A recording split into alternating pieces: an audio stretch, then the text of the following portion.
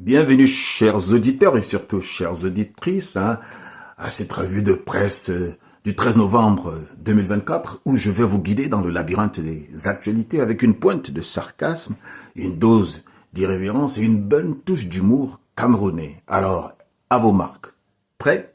Allons-y. Alors pour sommaire, aujourd'hui, cette revue de presse, entre autres sujets, traite de la présidentielle 2025, de la couverture santé universelle, de l'initiative équité, du budget d'investissement public, voilà, de la caisse des dépôts et de consignation, du budget, 2025, et des produits pétroliers. Comme d'habitude, je vais commencer par les actualités politiques. Présidentielle 2025, Biya et la Meufou et Akono. Le Messager, en parle dans sa page 3, Gaston Elunde Sumba, membre titulaire du comité central du RDPC, exhorte ses frères à réaffirmer leur soutien inconditionnel à l'homme du 6 novembre 1982. Alors, que vaut cet appel? C'est un point d'interrogation. Ah, la fidélité aveugle, c'est beau, surtout quand elle dure depuis 40 ans. On se demande si c'est de l'amour ou c'est le syndrome de Stockholm. En 42, de Paul Biya, on reste dans le même sujet, célébré à Edea, Ngale Bibeye mobilise la Sanaga maritime derrière Paul Biya pour 2025. Ah, ces Sanaga marins, ils sont intéressants.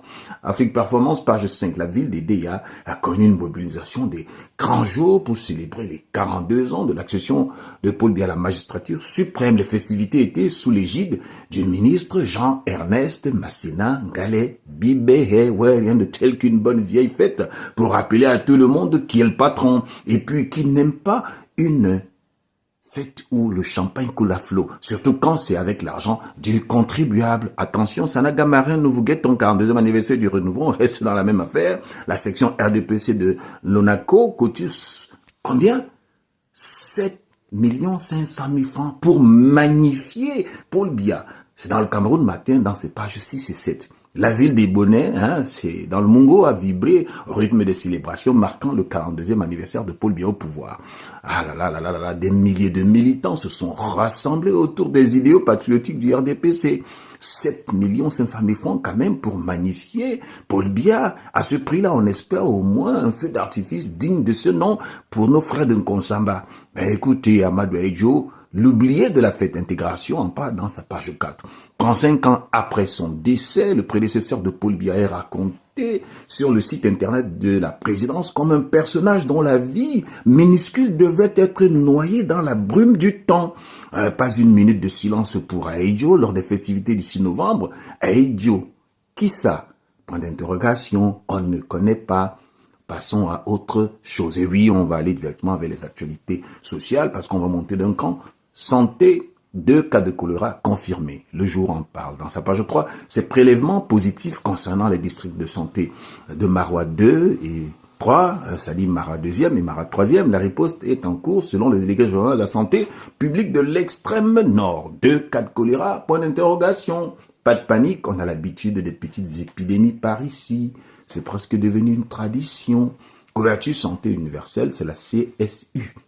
L'implémentation se renforce. De plus en plus, le témoin s'est saisi de ce sujet dans sa page 3. Ce constat n'est pas du ministre de la Santé publique, notre cher docteur Manaouda Malachi, pas médecin. Bon, mais du président de l'Assemblée nationale, Kavaï Yege Djibril. Voilà, la CSU se renforce, dit-on. On espère juste que ce renforcement ne se limite pas aux discours et aux promesses. Initiative, équité, accès, le projet prend corps à Mokolo. Eh oui, la voix des jeunes, page 6 et 7, le drapeau dans sa page 3. L'ONG Impact Santé Afrique vient de conclure un atelier de 3 jours à Mokolo. Cette séance de travail a permis de développer des outils et des activités de sensibilisation sur le paludisme. Ah, Mokolo, la nouvelle Silicon Valley de la lutte contre le paludisme. Je ne parle pas du marché Mokolo à Yaoundé, on attend les résultats avec impatience. Je parle du marché Mokolo. Non, je parle de la ville de Mokolo dans l'extrême nord. Actualités économiques, c'est toujours du lourd, des chiffres, des statistiques, et beaucoup d'argent qui sort. Bon, caisse de dépôt et consignation. La BEAC a créé un groupe de travail dit pléthorique. Il y a beaucoup de monde là-bas, c'est des légions. L'économie quotidienne page 3, un décret du Premier ministre règle pourtant toutes les questions relatives au fonctionnement pour ce qui est du Cameroun. Un groupe de travail pléthorique. Eh oui, Point d'interrogation. Plus on est fou, moins on rit. Non, plus on rit.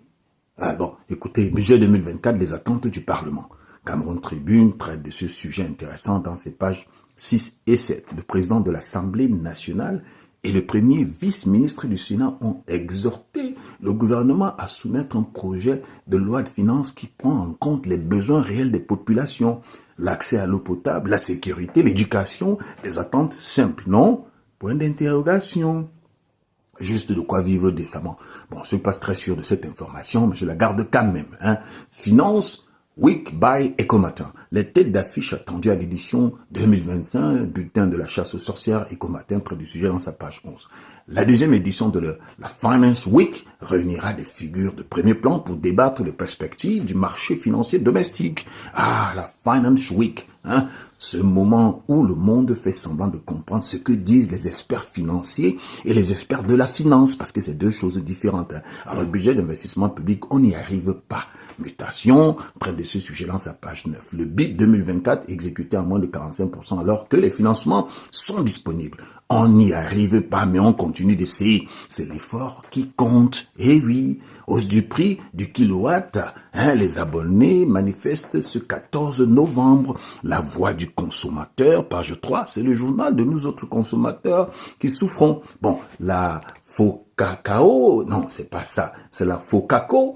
Et le COC disent non à la hausse du prix du kilowatt par heure d'électricité. Depuis le 1er novembre, le prix du kilowatt est passé de 50 à 79 francs. Une hausse de 29 francs CFA, n'est-ce pas? C'est juste le prix d'un beignet, non? Oh, point d'interrogation. Insécurité foncière, plus de 33% du patrimoine BAC, BVMAC, le Cameroun endetté à près de 2 milliards de francs CFA. Ah bon, ça c'est les chiffres de septembre 2024. Voilà, quotidien, page 3. Ben dis donc. Au 30 septembre 2024, l'encours des titres publics émis par l'État du Cameroun s'élève à 1,953 milliard.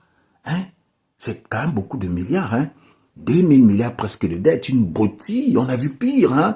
Produits pétroliers, le MINFI en guerre contre les taxes illégales. Expression économique dans sa page 7. Le ministre des Finances a demandé l'application de la législation fiscale concernant les redevances illégales imposées par la communauté urbaine de Douala, en guerre contre les taxes illégales.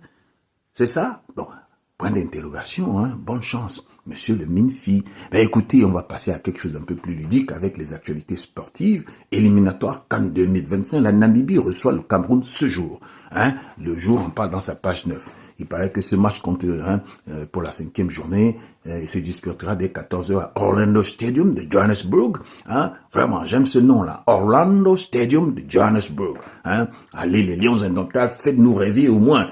Ne nous faites pas trop honte, comme le président de la FECAFOOT qui a été suspendu pour 6 mois, et qui apparemment est toujours sur l'effet de l'actualité. Hier, il a posté une image de lui en train de prendre une navette de métro pour aller dans un aéroport inconnu.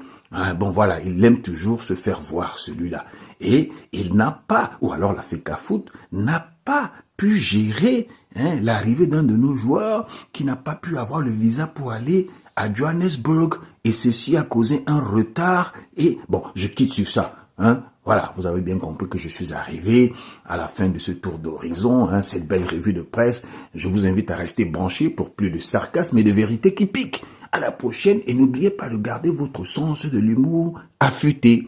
C'est la meilleure arme contre la morosité ambiante, surtout après 42 ans. Après 42 ans, les choses n'avancent pas, les choses ne changent pas. Alors pour battre ces 42 ans, parce qu'on a dit ceux qui ont célébré les 42 ans, parmi eux, il y a ceux qui ont le syndrome de Stockholm. Bon, moi je vous dis, je quitte sur ça. Écoutez. À la production, comme d'habitude, il y a Sango, Hervé, Perkins, Mukuri, et je suis votre très humble serviteur, Karl Jingu Van Lotin. Et nous faisons tout ça pourquoi? Nous faisons tout ça parce que nous aimons savoir et nous avons le plaisir de savoir que vous êtes des citoyens bien informés. Eh oui, nous ne voulons pas que vous allez à la ramasse ou alors que vous allez ramasser des choses sur les réseaux sociaux. Toutes ces rumeurs, toutes ces désinformations, ça s'appelle des fake news. Ici, nous vous donnons du real news. À bientôt. Non, disons demain. Qui elle est?